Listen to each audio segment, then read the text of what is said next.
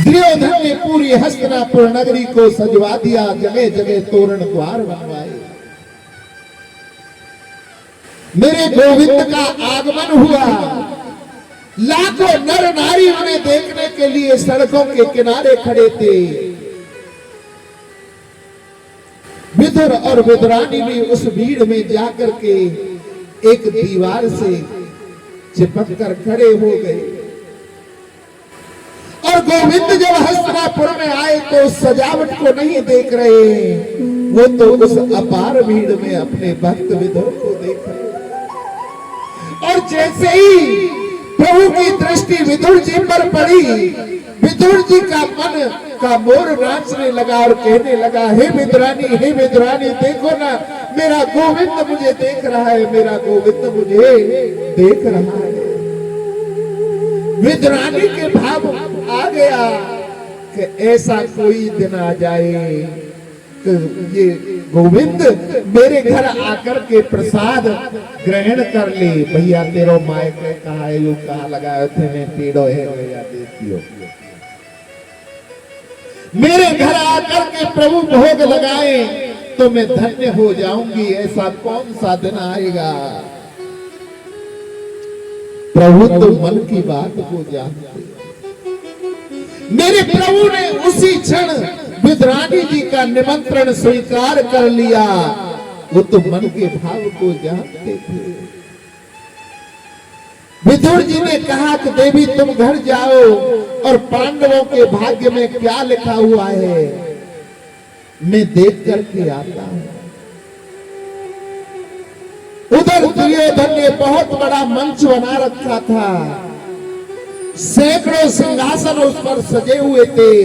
उन सिंहासनों के बीच में एक मणिर में है, मोतियों से जड़ा हुआ, स्वर्ण में सोने का बहुत सुंदर सिंहासन था। गोविंद जब वहां पहुंचे कि हे केशव आओ, तुम्हारा स्वागत है, और उस सिंहासन पर बैठलाया। विदुर जी के पास में मंत्री पद नहीं था, तो वो तो सिंहासन पर ऊपर चढ़ नहीं सकते थे जहां आम जनता बैठी हुई थी। प्रजा के बीच में विदुर जी जाकर बैठ गए। मेरे गोविंद कहने लगे कि हे सुयोधन, आज तक मैंने तुम्हें कभी दुर्योधन नहीं कहा, मैं तुम्हें सुयोधन समझता हूं। मैं आपसे एक बात पूछता हूं, मुझे बतलाओ, क्या पांडव तुम्हारे काका जी के पुत्र हैं? दुर्योधन कहने लगा हाँ जी। बोले अगर तुम्हारे काका जी के पुत्र हैं तो तुम्हारे भाई हुए? बोले हाँ जी। तुम्हारे भाई हुए तो आधे राज्य के अधिकारी हुए? बोले ना जी, बिल्कुल नहीं। गोविंद कहने लगे अच्छा आधा राज्य मत दीजिए, केवल 5 गांव मुझे दे दो, मैं 5 गांवों में ही उन 5 पांडवों को संतुष्ट करने की चेष्टा करूंगा।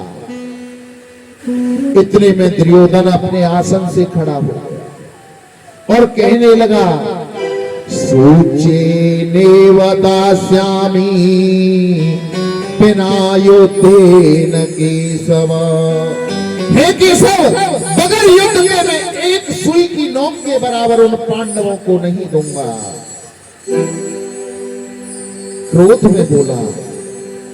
गोविंद कहने लगे अरे दुर्योधन, तुम्हें तो शांति दूत से कैसे बात करनी चाहिए, ये भी तमीज नहीं है। तुम युद्ध के मतलब को जानते हो। कितनी तबाही आएगी, कितने बालक अनाथ हो जाएंगे, कितनी माताएं अनाथ हो जाएंगी, कितनी स्त्रियां विधवा हो जाएंगी। युद्ध का महत्व जानते हो तुम, कितना विनाश होगा। दुर्योधन का हाथ धृतराष्ट्र ने दबा दिया। दुर्योधन कहने लगा कि हे गोविंद, बालकपन से ही उद्दंड रहा हूं, ये राजपाट की बातें तो बाद में चलती रहेंगी। आप महलों में चलिए। मेरी माता ने तुम्हारे लिए 56 प्रकार के भोज बनवाए हैं, आप पहले चल के प्रसाद पा लीजिए। गोविंद कहने लगे कि हे दुर्योधन, हम तुम्हारा भोजन नहीं कर सकते हैं। बोले क्यों? कि भोजन 2 परिस्थितियों में किया जाता है। एक तो भोजन कराने वाले के मन में श्रद्धा हो, पहली बात। तो तुम्हारी मेरे प्रति क्या श्रद्धा है वो तो मैंने अभी देख ली, तुम शांति दूत से कैसे बोले थे। और दूसरी परिस्थिति होती है कि भोजन करने वाले को भूख लगी हुई हो। न तो तुम्हारे मन में श्रद्धा है और न मुझे भूख लगी हुई है। और यहाँ तो तीसरा भी कारण है मेरे पास। आज का भोजन तो मैं तुम्हारे यहाँ वैसे भी नहीं कर सकता हूँ, क्योंकि आज का निमंत्रण तो विदुर जी के यहाँ पर है।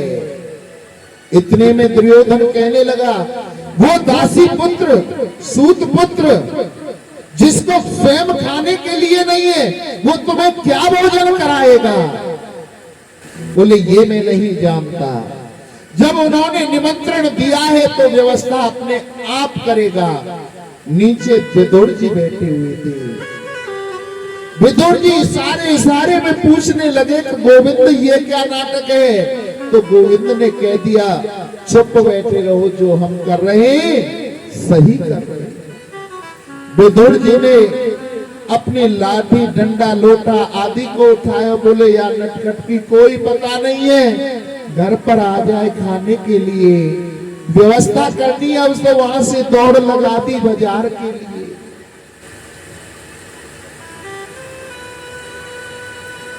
दुर्योधन कह रहा है कि वो दासी पुत्र तुम्हें कहां से खिलाएगा? बोले वो हम नहीं जानते। भक्त का घर भगवान का मंदिर होता है। दुर्योधन कहने लगा कि हम भी देखते हैं क्या खिलाता है तुम्हें वो। आज मेरे प्रभु उस भरी सभा में से दुर्योधन के 56 भोगों को त्याग करके विदुर जी के घर को जाता है। और जब भगवान भक्त के घर जाते हैं तो चप्पल पहन के नहीं, नंगे पैर विदुर जी के घर को मेरे प्रभु गए और जाकर के द्वार को खटखटाने लगे। ओ काकी, ओ काकी। उस समय विद्रानी जी स्नान कर रही थी और जैसे ही उनके कानों में शब्द गए, ओ काकी, ओ काकी, कि ये तो मेरे कन्हैया के बोल हैं, ये तो मेरे माधव के बोल हैं। नहाना भूल गई, वस्त्र बदलना भूल गई और भाव में इतनी विभोर हो गई कि आकर के झटपट से द्वार को खोल दिया। कन्हैया ने देखा कि काकी तो भाव में इतनी विभोर है कि वो वस्त्र ही बदलना भूल गए। तो कन्हैया ने अपनी कारी सी चूदर को काकी को उड़ा दिया। काकी ने कन्हैया का हाथ पकड़ा और अपने घर के अंदर लेकर के गई और कहने लगे, कन्हैया तुम यहाँ बैठो, माधव तुम यहाँ बैठो, केशव तुम यहाँ बैठो, लाला तुम यहाँ बैठो। पूरे चौक के कम से कम 4 चक्कर कटवा और अंत में ले जाकर के एक कोने में बिठला दिया। और वो भी जो पटला होता है ना, पट्टा जिसे बोलते, वो उल्टा बिछा दिया और उसके ऊपर मेरे गोविंद को बिठा दिया। गोविंद भी काकी के भाव में ऐसे विभोर हो गए, उन्होंने भी नहीं देखा कि पट्टा उल्टा है कि सीधा, वो भी भाव में बैठे। कहने लगे, काकी बड़ी जोरों से भूख लगी हुई है, कुछ खाने की लाई हो तो ले आओ ना। काकी कहने लगी, लाला घर में और तो कछु है नहीं, केला है। बोले भैया केला ही ले आओ। अब तो विद्रानी जी इतना बड़ा गुच्छा केला को लेकर के आई, पत्तल बिछा दी गोविंद के सामने और आप बैठ जाती हैं। एक केला को उठाया, उसको छीला, उसका जो गूदा था उस गूदे को तो एक तरफ फेंक देती है और उसके छिलके को प्रभु को खिलाने लगी। मेरे प्रभु भाव में इतने विभोर थे कि उन्होंने भी नहीं देखा, वो भी छिलका को खाते जा रहे हैं। एक छिलका खाया, 2 छिलके खाए, 4 छिलके खाए, तकरीबन 8 से 10 छिलकों को मेरे प्रभु खा जाते हैं। इतने में विदुर जी बाजार से माखन, मिश्री, लड्डू, पेड़ा, जलेबी, इमरती आदि लेकर के घर पर आए और द्वार को खटखटाने लगे। ओ विदुरानी, ओ विदुरानी। विदुरानी जी उठ करके आई, बोली क्या बात है, काहे को चिल्ला रहे हो? बोले पता है, देख आज माधव ने मेरे कितनो मान सम्मान करे, विदुर की के लिए कह दियो कि आज तो भोजन उनके घर पे हो, दुर्योधन का उन्होंने भोग नहीं लगाया हो। तू एक काम करे, न माखन मिश्री को लेकर अंदर रख ले और देख कन्हैया आ रहे होंगे, मैं उनकी प्रतीक्षा में द्वार पे खड़े हो। विदुरानी कह रही आ रहे होंगे, वो तो आ गए। बोले अच्छा आ गए, चलो चलो अंदर चलो। विदुर जी अंदर जाकर के देखा कन्हैया केलों के छिलकों का भोग लगा। जो केले के गूदे थे वो एक तरफ पड़े हुए और प्रभु बड़े भाव से उन छिलकों को ही खा रहे। विदुर जी हाथ जोड़ करके कहने लगे, अरे माधव, अरे कन्हैया, अरे लाला तुम क्या खा रहे हो? गूदा तो एक तरफ पड़ा है और छिलका खा रहे हो। तुम तो माखन, मिश्री, लड्डू, पेड़ा आदि का भोग लगाते हो। हमें क्षमा करना, ये विदुरानी बड़ी पागल है जो तुम्हें इन छिलकों को खिला रही। आप माखन खाओ, मिश्री खाओ। अब तो विदुर जी अपने हाथ से माखन, मिश्री, लड्डू, पेड़ा खिलाते हैं। तो विदुर जी कहते हैं, काका जी एक बात कहूं, जो स्वाद इन छिलकों में आ रहा था, अब वो स्वाद इन लड्डू, पेड़ा, मिश्री में नहीं आ रहा है। सबसे ऊंची प्रेम सगाई, सबसे ऊंची प्रेम सगाई, सबसे ऊंची प्रेम सगाई। दुर्योधन की मेरा चाहिए, दुर्योधन की मेरा चाहिए।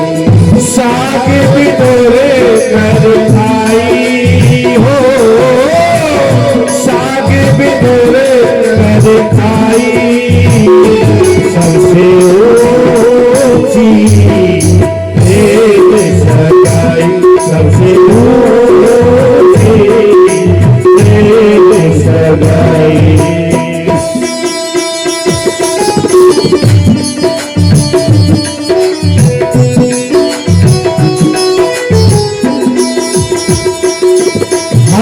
प्रेम के बसे अर्जुन रखे हो, प्रेम के बसे अर्जुन रखे हो जी, प्रेम के बसे अर्जुन रखे हो, प्रेम के बसे अर्जुन रखे हो। भूल गए ठकुराई हो,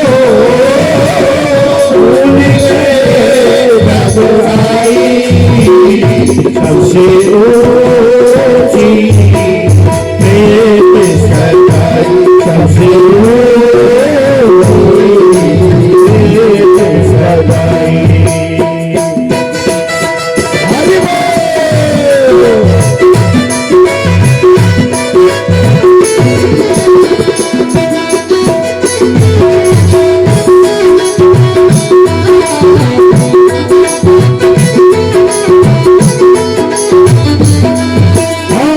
झूठे फल सबरी के खाए, झूठे फल सबरी के खाए, भल सबरी के खाए, झूठे भल सबरी के खाए।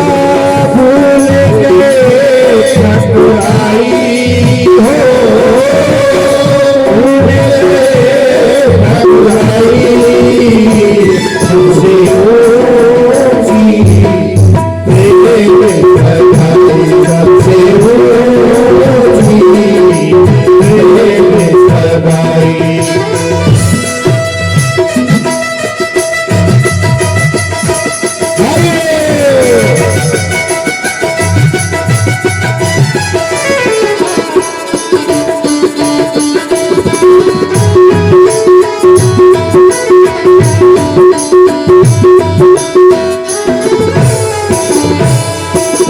ऐसी प्रीत भरी वृंदावन, ऐसी प्रीत भरी वृंदावन जी, ऐसी प्रीत भरी वृंदावन, ऐसी प्रीत भरी वृंदावन, भूल गए ठकुराई हो, भूल गए ठकुराई, सबसे होगी प्रेम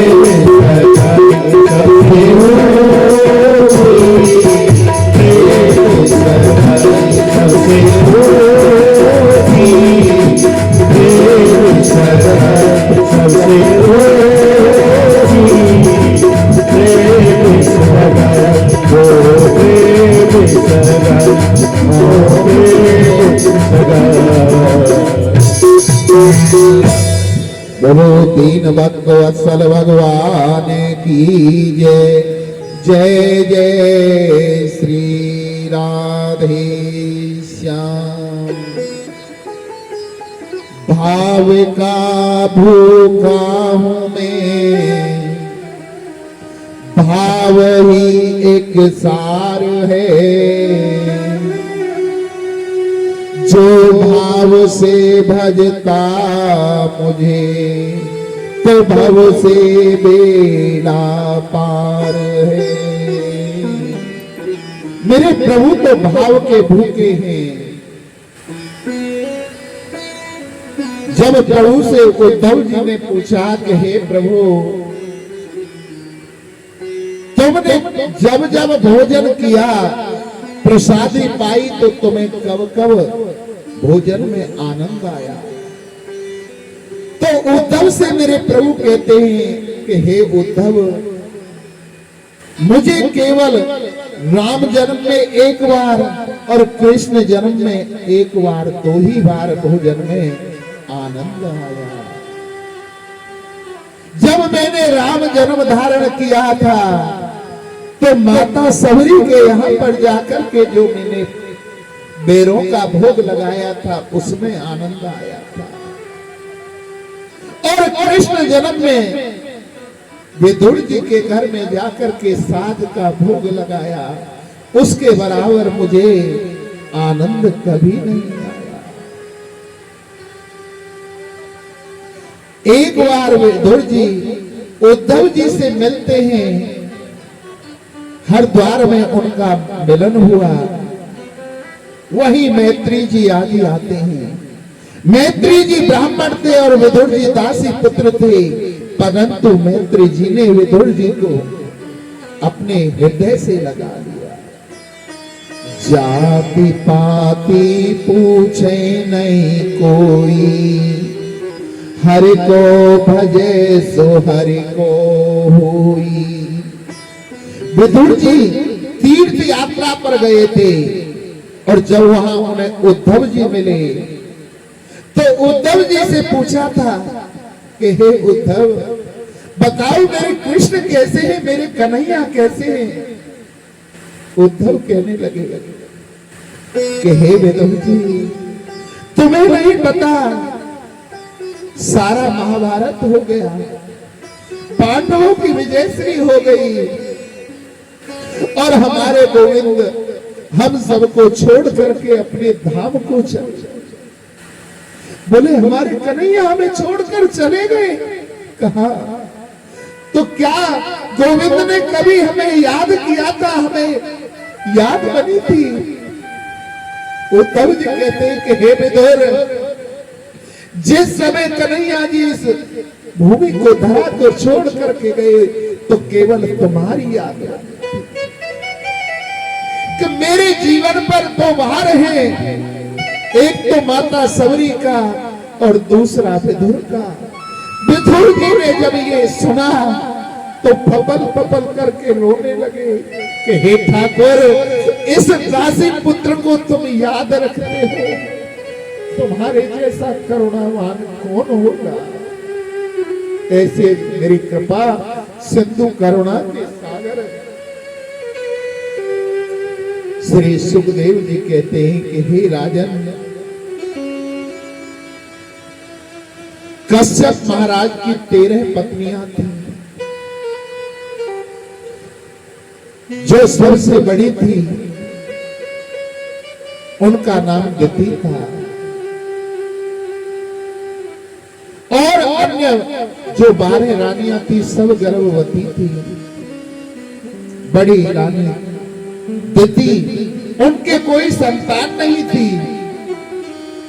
वो दिति कश्यप महाराज के पास गई और जाकर के कहने लगी कि हे स्वामी, मेरी जो अन्य बहनें हैं वो सब गर्भवती हैं, आप मेरे ऊपर कृपा कीजिए जिससे कि मेरी भी संतान हो जाए। सहवास की कामना से उनके पास गई। कश्यप महाराज ने कहा कि हे देवी,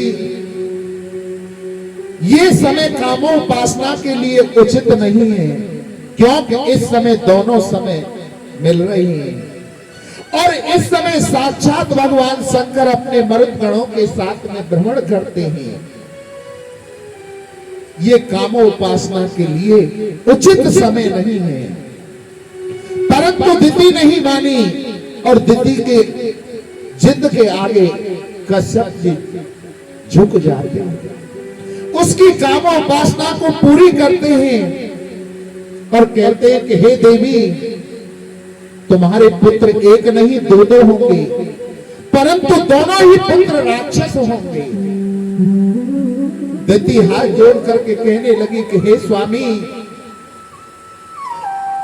मुझे राक्षस पुत्र नहीं चाहिए, मुझे तो भगवान के भक्त चाहिए। बोले जैसा बीज तुमने बोया है वैसा फल तुम्हें काटना पड़ेगा। मैंने तुमसे मना कर रही थी परंतु तुम नहीं मानी, अब वो राक्षस ही होंगे। जब दिति ने बार बार आग्रह किया तो कश्यप महाराज ने कहा कि जो तुम्हारे पुत्र होंगे वो होंगे तो राक्षस, परंतु ऐसे साधारण राक्षस नहीं होंगे, उन्हें स्वयं मारने के लिए भगवान को पृथ्वी पर आना पड़ेगा। तब तो दिति कहने लगी, मेरे पुत्र बड़े भाग्यवान होंगे जिन्हें मारने के लिए स्वयं भगवान को आना पड़ेगा। गर्भ धारण हो गया। जो उनके गर्भ में बालक थे उनका तेज बढ़ने लगा।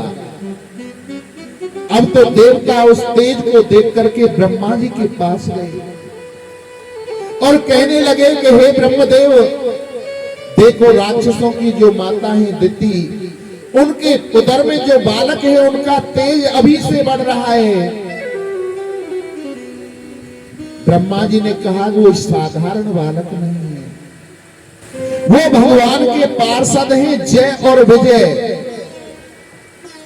एतो पारसो मय्यम जयो विजयो एवच कर्षति कृत्यमा युद्ध बृहत कथामिति वजम। कि जो मेरे 4 पुत्र हुए सबसे पहले सनक, सनंदन, सनातन और सनत कुमार, चारों भाई एक बार विष्णु लोक में विष्णु जी के दर्शन करने के लिए गए और विष्णु जी के जो द्वारपाल थे कौन, जय और विजय, उन्होंने चारों भाइयों को द्वार पर रोक लिया, क्योंकि उस समय विष्णु भगवान विश्राम कर रही थी। बोले आप अंदर नहीं जा सकते हो। सनातन सनत कुमारों को क्रोध आ गया कि हम तो पृथ्वी लोक से विष्णु लोक में उनके दर्शन के लिए आए हैं और तुम उनके पार्षद होकर के राक्षसों जैसा काम कर रहे हो। जाओ तुम राक्षस हो जाओ। क्रोध आ गया। क्रोध ये बड़ी भारी बीमारी है जो हम प्रतिदिन एक आसन पर 6 घंटे बैठ करके 1 वर्ष तक जो तप करते हैं, भजन करते हैं, एक क्षण का क्रोध उसको नष्ट कर देता है। क्रोध करना है तो कैसा क्रोध करो। कभी आपने रामलीला या रास लीला देखी हो तो राम रावण का क्रोध जो होता है कितनी देर का होता है? जितनी देर वो अपना पात्र का रूप निभा रहे हैं। और जैसे ही वो रामायण या रासलीला बंद होती है, दोनों एक ही थाली में भोजन करते हुए दिखाई देते। अगर क्रोध करना है अपनी संतान पर, किसी को समझाने के लिए क्रोध ऐसा होना चाहिए। हर समय क्रोधाग्नि कुटनाश्य, जो क्रोधाग्नि में जलता रहता है वो नरक का गामी होता है। क्रोध करना है क्षण मात्र का, ऐसा करिए बनावटी। उन सनातन सनत कुमारों को क्रोध आ गया और श्राप दे दिया कि तुम पार्षद हो जाओ। उसका परिणाम ये हुआ तो उन्हें वैकुंठ में प्रवेश नहीं मिला। भगवान ने स्वयं आकर वही उनको दर्शन दिए। पश्चाताप हुआ, जाकर भद्र का आश्रम में पुनः अपनी तपस्या करो। जो माता दिति के गर्भ में ये बालक हैं वो जय और विजय वही हैं। उन बालकों का जन्म हुआ और उनका नामकरण हुआ। बड़े वाला हिरणाक्ष हुआ और दूसरा हिरण्यकश्यप हुआ। हिरणाक्ष कहते हैं लोभ को, अभिमान को। हिरणाक्ष कहते हैं अभिमान को और हिरण्यकश्यप कहते हैं लोभ को। उनका पाप इतना बढ़ने लगा पृथ्वी पर कि पृथ्वी रसातल में जाने लगी। हमारा भारत का विज्ञान बड़ा विचित्र था। पहले से ही ऋषि मुनियों के समय से जब पृथ्वी रसातल में जाने लगी तो वहां के मनुष्य राक्षस जो थे वो आकाश मार्ग में विचरण करते थे।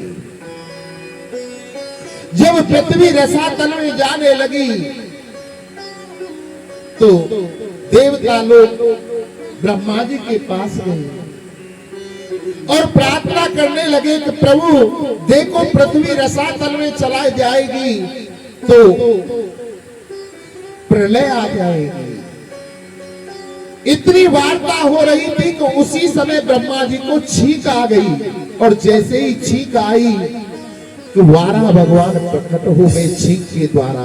बोलो वारा भगवान की। और देखते ही देखते उस वारा भगवान ने, सुअर भगवान ने विराट रूप धारण कर लिया। कहने लगे मेरे लिए क्या आज्ञा है? बोले पृथ्वी रसातल में जा रही है, जाकर के आप उसको निकाल लीजिए। अब तो वारा भगवान समुद्र की ओर जो पृथ्वी रसातल में जा रही थी उधर चल दिए, क्योंकि सुअर की जो सूंघने की सुगंध की गंध को सूंघने की नासिका बहुत तेज होती है। समुद्र की ओर चले गए। उधर हिरणाक्ष आकाश मार्ग से भ्रमण करता हुआ जा रहा था। दूसरी तरफ से नारद जी आ रहे। श्री कृष्ण गोविंद हरे मुरारी, हे नाथ नारायण वासुदेवा। श्री कृष्ण गोविंद हरे मुरारी, हे नाथ नारायण वासुदेवा। हे नाथ नारायण वासुदेवा। हे नाथ नारायण वासुदेवा।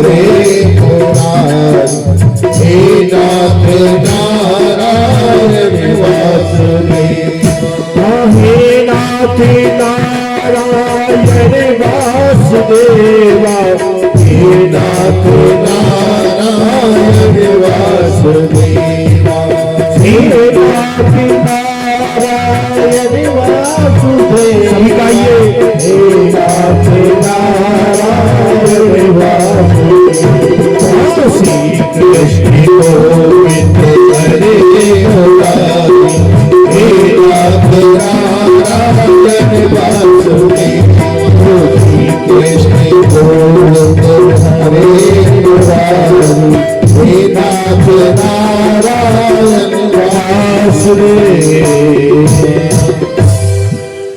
अब तो हिरणाक्ष ने देखा कि ये बाबा जी आ रहे हो, जाकर के हाथ पकड़ लिए, ओ बाबा जी, ओ मोड़ा, उरे क्या गया। बोले महाराज कहो क्या बात है। कि हमारे शरीर में खुजली हो रही है, हमसे युद्ध करो, हमें युद्ध करना है। नारद जी कहने लगे कि भैया हम पे युद्ध करना नहीं आता है, हम पे तो ये कीर्तन जो हम गा रहे थे ये कीर्तन गाना आता है। कीर्तन करवा ले तो कीर्तन तो हम गा देंगे, परंतु युद्ध हम नहीं कर सकते। बोले युद्ध तो करना पड़ेगा, हमारी बाजुओं में हमारे शरीर में बहुत खुजली हो रही है। नारद जी कहने लगे कि भैया हम तुम्हें ऐसा व्यक्ति बता दें जो तुम्हारे शरीर की पूरी खुजली को मिटा दे तो कैसा रहे। बोले बताओ बताओ कहाँ है कहाँ है। बोले समुद्र के किनारे पे चले जाओ और वहां वाराह पृथ्वी को लेकर के निकल रहा होगा, उससे युद्ध कर लेना, तुम्हारे सारे शरीर की खुजली मिट जाएगी। अब तो नारद जी को वहीं छोड़ा हिरणाक्ष ने और समुद्र के किनारे पहुंच गया और समुद्र में से वाराह भगवान पृथ्वी को लेकर के निकल रहे थे। जाकर के कभी इधर से उंगली करता है, कभी इधर से उंगली करता है, उन्हें छेड़ने लगा। अब तो युद्ध प्रारंभ हो गया और दोनों में बड़ा भारी मल्ल युद्ध हुआ। वाराह भगवान ने हिरणाक्ष के नस नस को ढीला कर दिया और अंत में मेरे प्रभु ने ऐसा प्रहार किया तो उस हिरणाक्ष का वध कर दिया, सर धड़ से अलग कर दिया। बोलो वाराह भगवान की जय। अब तो उसका वध करने के बाद में अपने दांतों पर पृथ्वी को लेकर के बाहर को निकलना प्रारंभ किया तो पृथ्वी के मन में अभिमान आ गया। प्रभु ने देखा कि मैंने अभी अभी हिरणाक्ष नाम के अभिमान को मारा है, परंतु पृथ्वी के मन अभिमान आ गया है। इनका अभिमान भी दूर करना अति आवश्यक होगा। पृथ्वी को क्या अभिमान आया कि देखो मैं जरा सी क्या रसातल में चली गई कि इसके लिए भगवान ने स्वयं वाराह सुअर का अवतार धारण किया और मुझे ढूंढते ढूंढते रसातल में आ गए मुझे निकालने के लिए। पृथ्वी से वाराह भगवान ने कहा कि हे देवी देखो ये क्या है, सुंदर कलवर हो रहा है। पृथ्वी ने देखा वहां पक्षियों की चहचहाट हो रही है, बहुत सुंदर बगीचा है। बोले महाराज ये क्या है? कि ये मेरा वृंदावन है। बोले आपका वृंदावन कहां से अलग से? मैं तो आपकी डाढ़ों पर बैठी हुई हूं, ये मुझसे अलग कहां से वृंदावन आ गया? बोले देवी चारों धामों में वृंदावन का नाम नहीं आता है, वृंदावन धाम तो अपार है, मेरा घर है। बोले मैं आपकी डाढ़ों पर बैठी हुई हूं, ये तो मुझसे अलग कहां हो गया? कि ऐसा जैसे तुम समझती हो ऐसा ही वृंदावन गोलोक धाम में है, ये वही वृंदावन है। एक बार तीर्थराज प्रयाग भगवान के पास में गए और कहने लगे कि हे स्वामी, मुझे तीर्थों का राजा आपने बनाया, जितने भी तीर्थ हैं सब मुझे जाकर के कर देते हैं, और एक छोटा सा वृंदावन है तुम्हारा जो कभी कर नहीं देता। तो भगवान कहने लगे, अरे भैया प्रयागराज, न्यू बताओ, तुम्हें तीर्थों का ही तो राजा बनाया है, अपने घर का राजा थोड़ी ही बनाया है। वृंदावन तो मेरा घर है। धन धन वृंदावन राजधानी, धर्म कर्म जहां बटत जेवरी, मोती भरे जहां पानी। धन धन वृंदावन राजधानी। वृंदावन कोई तीर्थ नहीं है। भौतिक दृष्टि से देखोगे तो वृंदावन में तुम्हें केवल मकान, कुंज, गलियां दिखाई देंगी, और आध्यात्मिक जब आत्म दृष्टि से देखोगे तो वो तो साक्षात पर ब्रह्म परमात्मा का वास दिखेगा। श्री वृंदावन धाम अपार, भजे जा राधे राधे। श्री वृंदावन धाम अपार, भजे जा राधे राधे। जय जा राधे राधे, भजे जा राधे राधे। श्री वृंदावन धाम अपार, जपे जा राधे राधे। श्री वृंदावन धाम अपार, जपे जा राधे राधे। श्री राधे।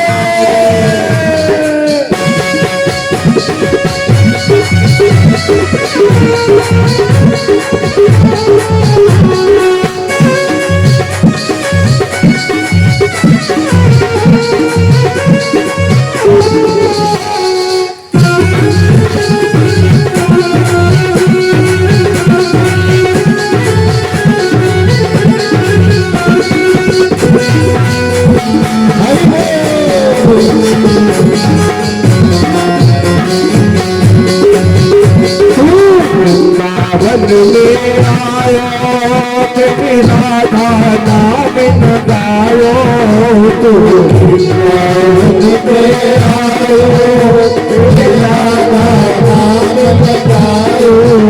तू दुनिया में आयो, तुझे राधा नाम न गायो। प्यारे दुनिया में आयो, तेरे राधा नाम न गायो। तेरा जीवन में एकांत है, भजे जा राधे राधे। वृंदावन धाम अपार, जपे जा राधे राधे।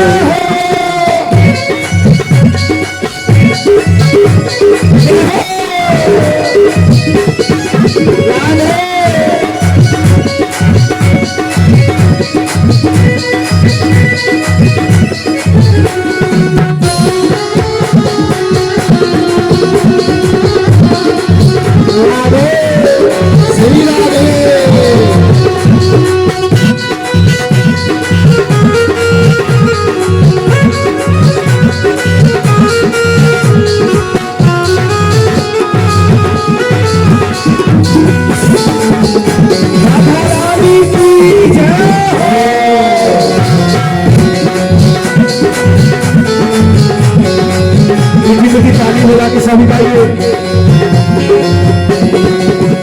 ये वृंदावन की दामत जान को सीमा, ये वृंदावन की लीला ये वृंदावन की लीला मत जान मुझको जीना ये वृंदावन की लीला मत जानो मुझको जीना जाके ऋषि मुनि गए हारे जब श्री वृंदावन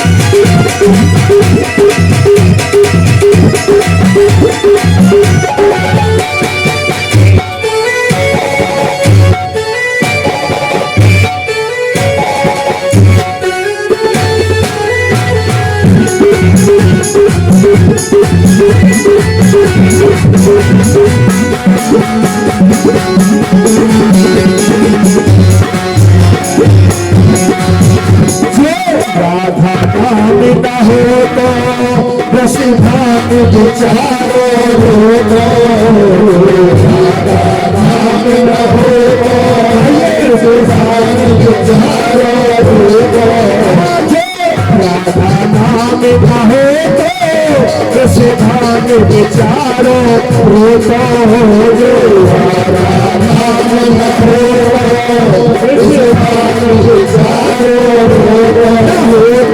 श्री कृष्ण अवतारे जपे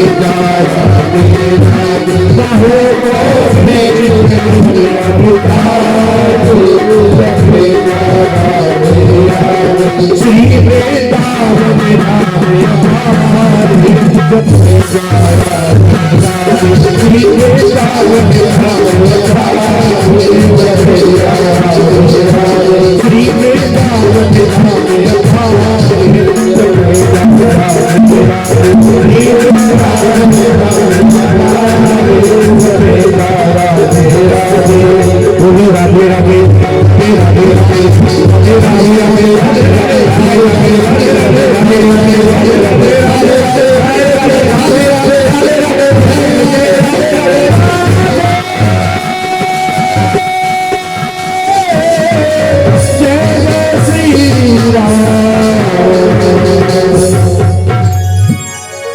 राधा रानी सरकार की जय, बोलो बांके बिहारी लाल की जय। जय जय श्री राधे श्याम। आज मेरे प्रभु ने बेटा इन बालकन ने बताइए, देखो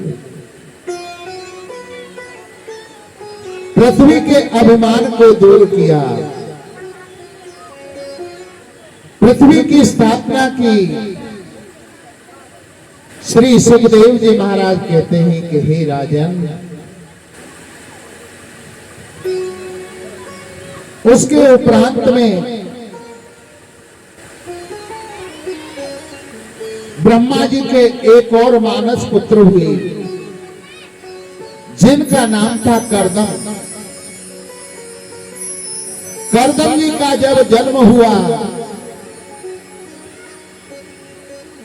जन्म लेते ही करदम जी ने अपने पिताजी ब्रह्मा जी से कहा कि हे पिताजी, हमारे भैया सनत कुमार सनातन तप करने के लिए गए, नारद जी तप करने के लिए गए, तो हम भी तप करेंगे।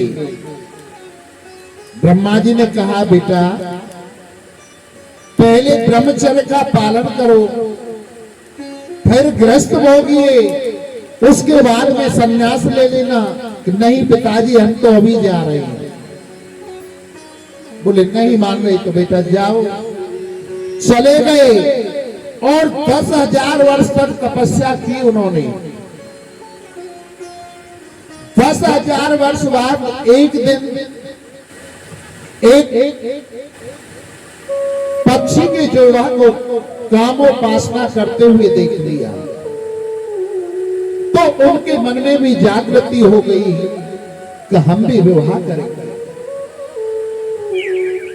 और ये उपासना लेकर के कि हमारा विवाह हो जाए, तप करने के लिए बैठ जाते हैं। कोई तप करता है मुक्ति पाने के लिए, कोई तप करता है भक्ति पाने के लिए, और यहाँ कर्तव्य ये है तप कर रहे हैं किसके लिए? शादी कराने के लिए, कि हमारी शादी हो जाए। प्रभु तो घट घट के वासी हैं, सबके हृदय की बात को जानते हैं। जब करदम जी को तपस्या करते करते बहुत वर्ष व्यतीत हो गए, तो प्रभु प्रकट हो गए और कहा कि बाबा कहो किस लिए तपस्या कर रहे? प्रभु के दर्शन करके करदम जी शर्मा, अब कैसे मुंह से कहें कि हमने शादी करने के लिए तपस्या की थी। बोले प्रभु ऐसे ही मन करा हम तपस्या करने लगे।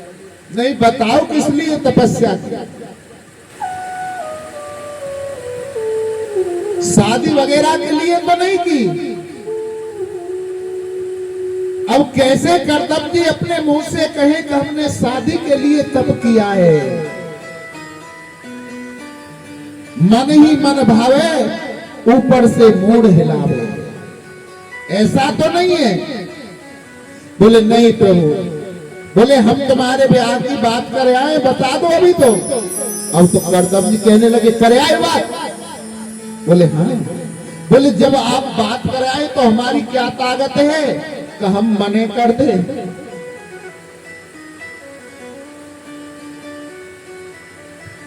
बोले किसके साथ में? कि स्वांगु नाम के मनु होंगे, उनकी 3 पुत्रियां और 2 पुत्र होंगे, आकुति, देवहूति, प्रसूति, प्रियव्रत और उतानपाद।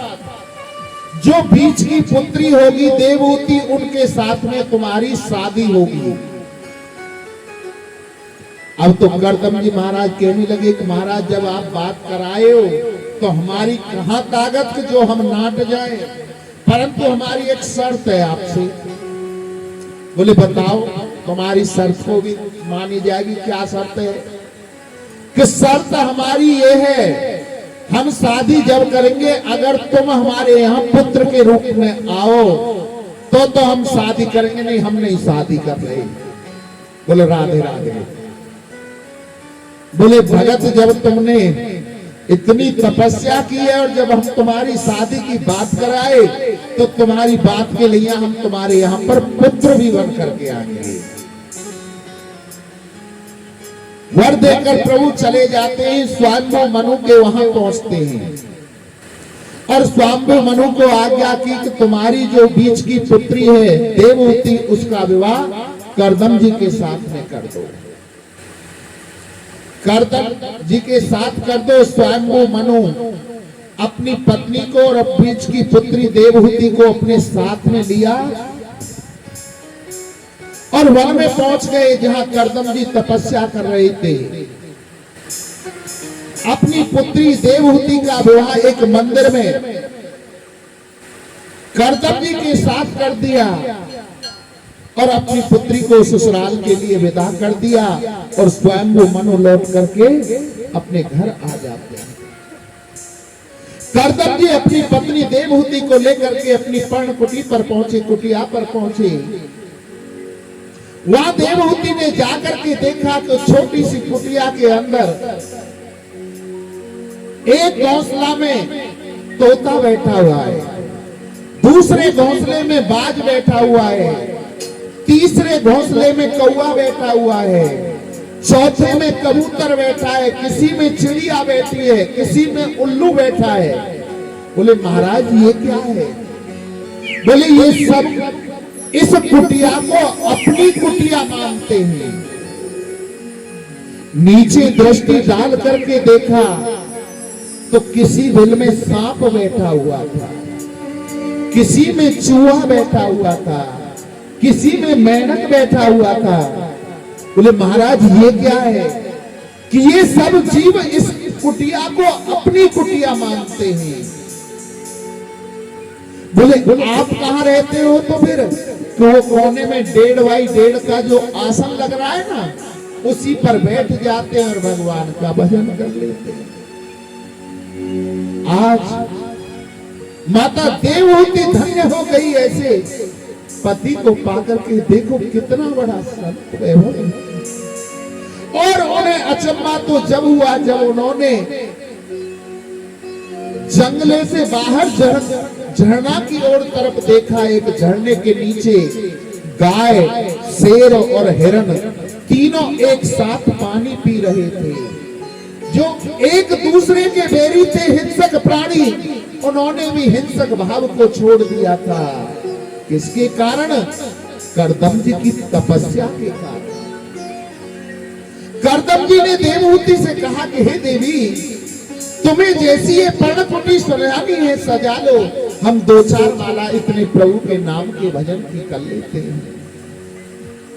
अब जी कर्दम जी तपस्या करने के लिए, भजन करने के लिए बैठे तो उनकी ऐसी समाधि लगी, ऐसी समाधि लगी, 40 वर्ष की अखंड समाधि लगी। अब तो माता देवहूति ने देखा कि मेरे पति की तो समाधि लगी, अब मैं क्या करूं? मैं कहां जाऊं? क्या पिता के घर जाऊं? परंतु पिता का घर तो बेटी का घर जब तक रहता है, जब तक उसकी शादी नहीं होती। पति का घर ही उसका घर होता है। बोले जो भी होगा सो देखा जाएगा, मैं पति की सेवा करूंगी, यहीं पर रहूंगी। अब तो अपने पति की सेवा में लगी रहती है। वनों में जाती है, वहां से फल पत्ते तोड़ करके लाती है, उन्हीं को खा लेती हैं और अपने पति के शरीर पर मक्खी आदि नहीं बैठने देती, उन्हें जला देती है। 40 वर्ष तक उनकी सेवा करती रही। और जो युवती आज 20 वर्ष की है, 40 वर्ष की जब उसकी और उम्र हो जाएगी, कितनी अवस्था हो जाएगी? 60 वर्ष। और 60 वर्ष में युवा युवती से बूढ़ी मैया का रूप धारण हो जाए। यही देवहूति के साथ में हुआ। उनके केस जटाओं में बदल गए, जवान से वृद्धा हो गई। 40 वर्ष बाद जब कर्दम जी की तपस्या खुली तो उन्होंने अपने सामने एक बूढ़ी स्त्री को बैठी हुई देखा। उससे कहने लगे कि हे देवी, तुम कौन हो? अब देवहूति हाथ जोड़ करके कहने लगे कि हे स्वामी, अगर आपको ज्ञात हो तो आज से 40 वर्ष पहले स्वामी नाम के मनु आए थे और अपनी पुत्री देवहूति का आपके साथ में विवाह करके गए थे। वही मैं आपकी पत्नी देवहूति। कर्दम जी कहने लगे कि हे देवी, तुम 40 वर्ष तक यहीं रही, अपने पिता के घर क्यों नहीं चली गई जब मेरी तपस्या लग गई थी? तो बोले हे स्वामी, पति का घर तो जब तक पुत्री का घर रहता है, जब तक उसकी शादी नहीं होती। मेरा घर तो यही है, पति का घर ही स्वामी का घर होता है।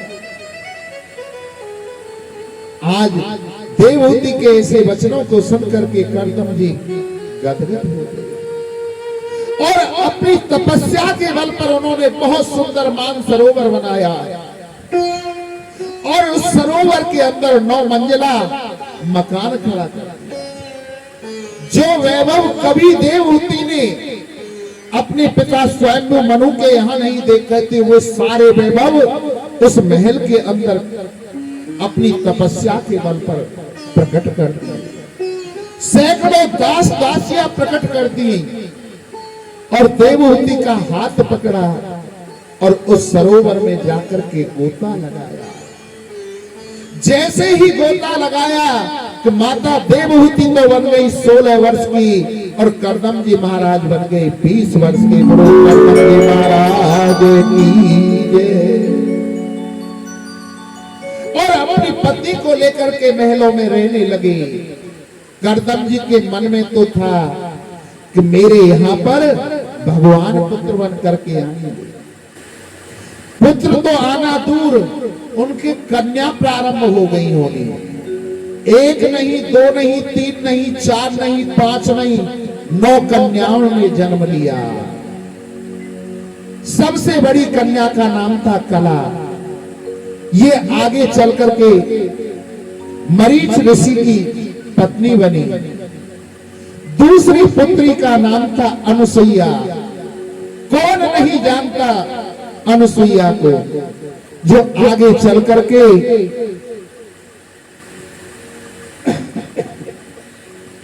अत्रि ऋषि की पत्नी बनी।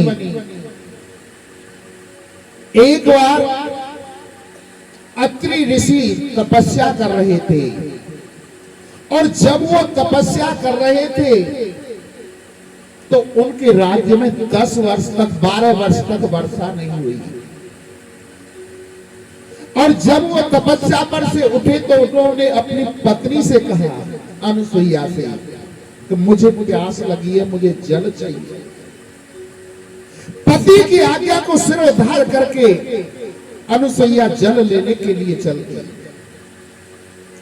और जल लेने के चलते चलते 1 वर्ष हो गया उन्हें, परंतु वहां तो सूखा पड़ी हुई थी। मन में धारणा कर रखी कि पति के पास जब जाऊंगी, जब जल लेकर के आ जाऊंगा।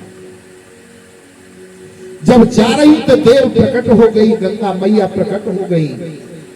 बोले, देवी तुम कहां जा रही है? लौट जाओ, तुम्हें जल नहीं मिलेगा कहीं भी।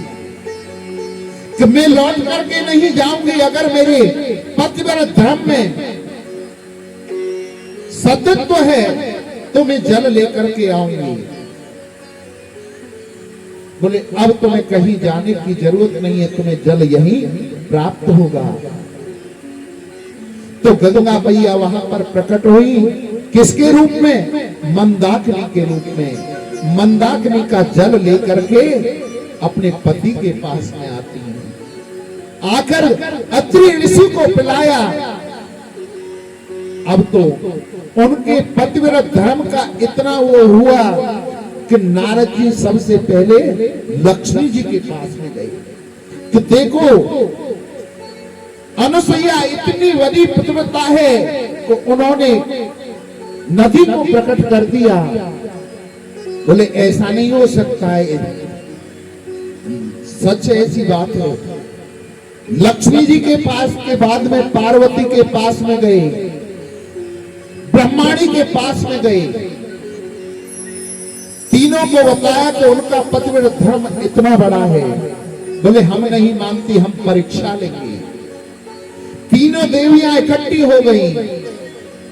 तीनों देवियों ने अपने अपने पति को बुलाया। बोले, हमारी बात तुम मानोगे? कुछ कहें, कहा मानेंगे, बताओ। कि जाओ सती अनुसुईया के पास में उसकी परीक्षा लेकर के आओ। हम भी तो देखे कितनी बड़ी पतिव्रता है वो। जाकर के उससे मांगना कि नग्न अवस्था में तुम्हें भोजन कराए। अब तो तीनों देव अपनी देवियों की बात मान करके सती अनुसुईया के द्वार पर आ गए। माताम भिक्षाम देही। मैया ने देखा कि मेरे द्वार पर 3 संत आए। संतों का रूप धारण कर रखा था, ब्राह्मण का रूप धारण कर रखा। बोले, कहो महाराज क्या चाहिए? कि हमें ऐसी भिक्षा चाहिए माता, तुम हमें सारे वस्त्र उतार कर नग्न अवस्था में अपना भोजन कराओ तो हम तुम्हारे द्वार पर भोजन करेंगे। अनुसुईया ने नेत्र बंद करके देखे कि वो तो ब्रह्मा विष्णु महेश थे। अपने हाथ में जल लिया और कहा कि तुम 3-3 मास के बच्चे बन जाओ। तुरंत ही तीनों बालक बन गए, 3-3 मास के। और उनको अपने वस्त्र उतार करके तीनों बच्चों को अपना दुग्ध पान कराने लगे। 3 महीने हो गए, लौट के बच्चे नहीं गए। अब तो ब्रह्माणी में, लक्ष्मी में और पार्वती में कि हमारे पति कहां गए, अभी तक लौट करके नहीं आए। नारद जी ने कहा, अनुसुईया के यहाँ पे जाके ढूंढ लाओ, ले आओ। तीनों देवियां वहां गई। अब वहां तो 3 बालक लोग। अनुसुईया ने कहा, ढूंढ लो जौन से का जौन सा पति हो, अगर दूसरे को हाथ लगा दिया तो तुम्हारा पति धर्म नष्ट हो जाएगा, अगर तुम में ताकत है तो ढूंढ लो। बालक हमारे 3-3 महीना की और बहुए 20-20 वर्ष की। तीनों देवियां हाथ जोड़ गई कि माता हमारे पति हमें लौटा दो। माता अनुसुईया ने पुनः ब्रह्मा विष्णु को उसी स्वरूप में सती अनुसुईया को प्रदान किया। ऐसी कर्दम जी की पुत्री है। वशिष्ठ जी की जो पत्नी अरुंधति है वो भी उनकी पुत्री थी। भृगु की पत्नी कर्दम की पुत्री है। ऐसी 9 गुणवान पुत्रियों को जन्म दिया। अब तो कर्दम जी हाथ जोड़ करके कहने लगे कि प्रभु आपने कैसी लीला रच दी है। कहा था कि पुत्र बन करके आऊंगा और यहाँ आप आए नहीं, 9 कन्याओं का जन्म हो गया। बोले चिंता मत करो, अब हम तुम्हारे यहाँ आए।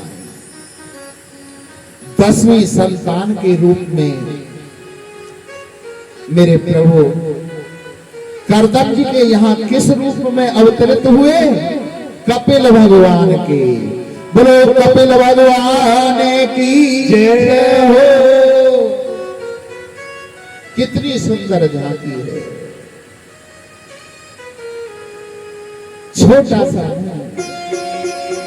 लाल लाल होते हैं, टमाटर जैसे गाल हैं। कर्दम जी ने देवहूति से कहा कि हे देवी, हमने परमात्मा से वादा किया था कि जिस दिन भगवान हमारे यहाँ पुत्र बन करके आ जाएंगे हम ग्रस्त जीवन को छोड़ देंगे। आप जानो, आपका पुत्र जानो, जो हमारा कर्तव्य था, जो हमने परमात्मा से वादा किया था, वो आज पूरा करना है हमें।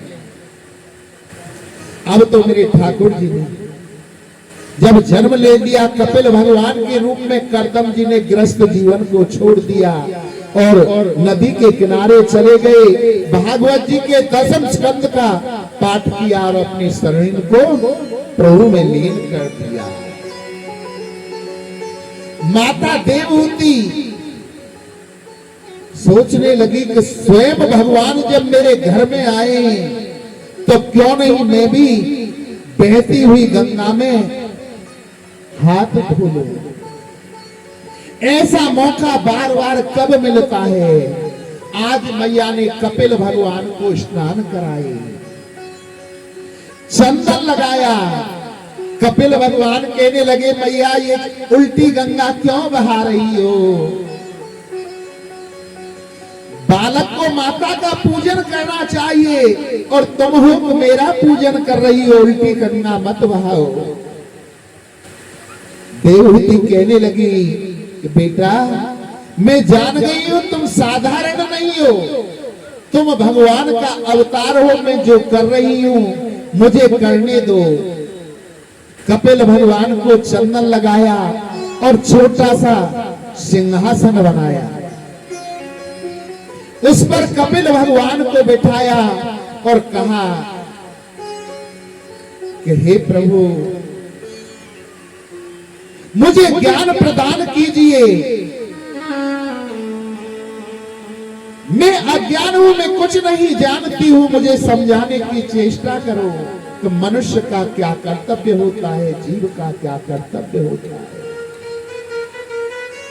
जाने बिना न होए प्रतीति,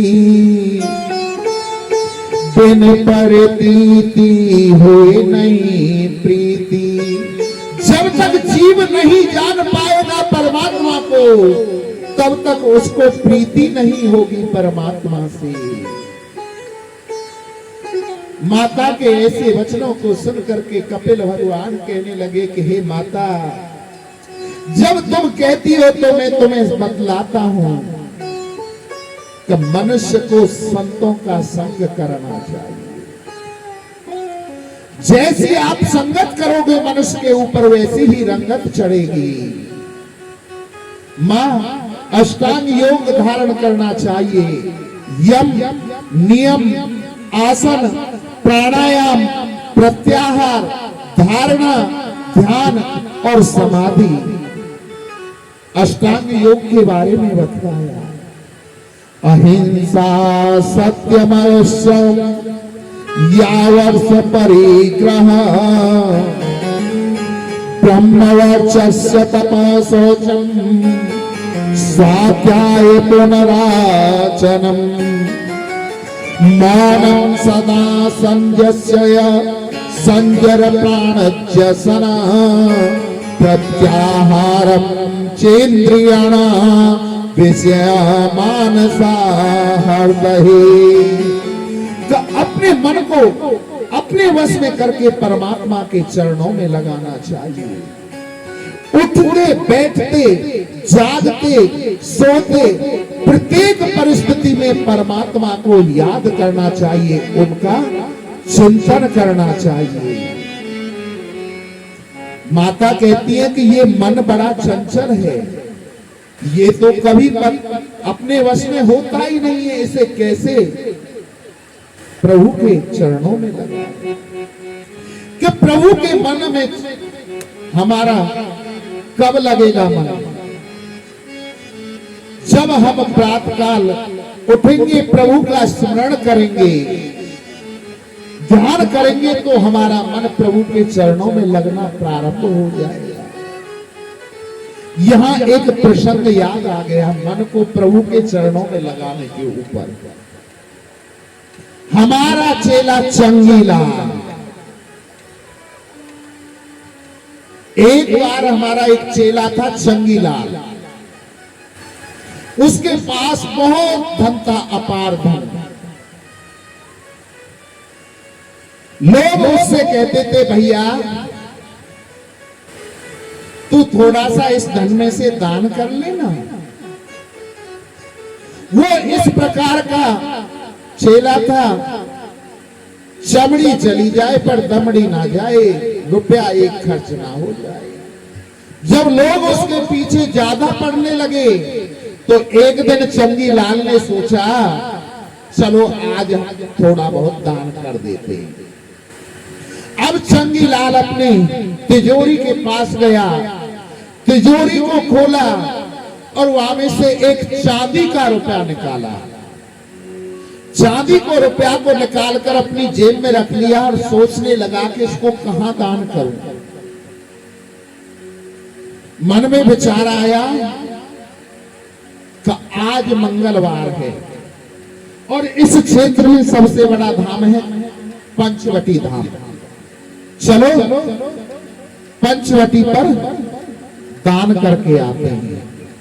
और हनुमान जी का तो चारों युग में प्रताप है, चारों युग प्रताप तुम्हारा। इतने दयावान है हनुमान जी कि उनका तो बखान ही कौन कर सकता है। पंपापुर में श्री राधे विद्वान पद में बैठे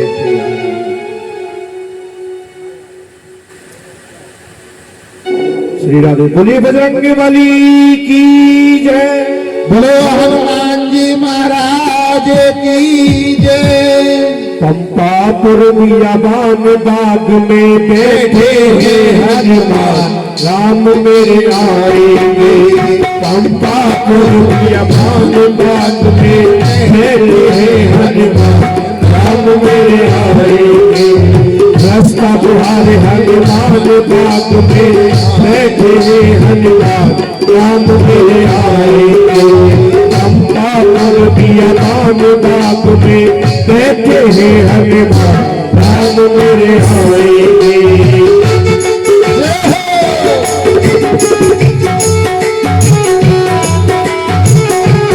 ताली बजा के मेरे बाप से। पंपापुर बियाबान बाग में बैठे हैं हनुमान, राम मेरे आएंगे। रास्ता बुहारे हनुमान बाग में बैठे हैं हनुमान, राम मेरे आएंगे।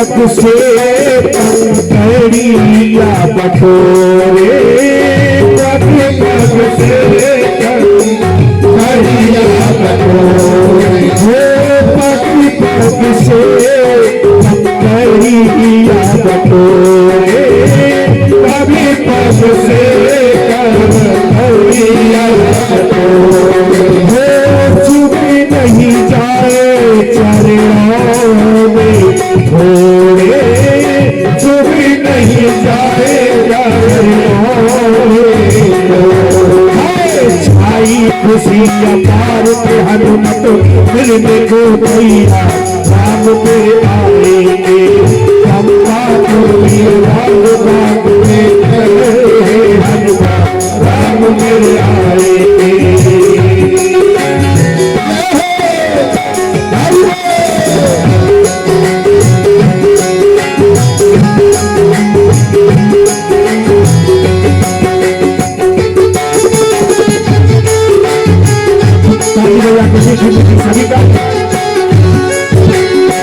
श्री राम को भीलनी बिहारे,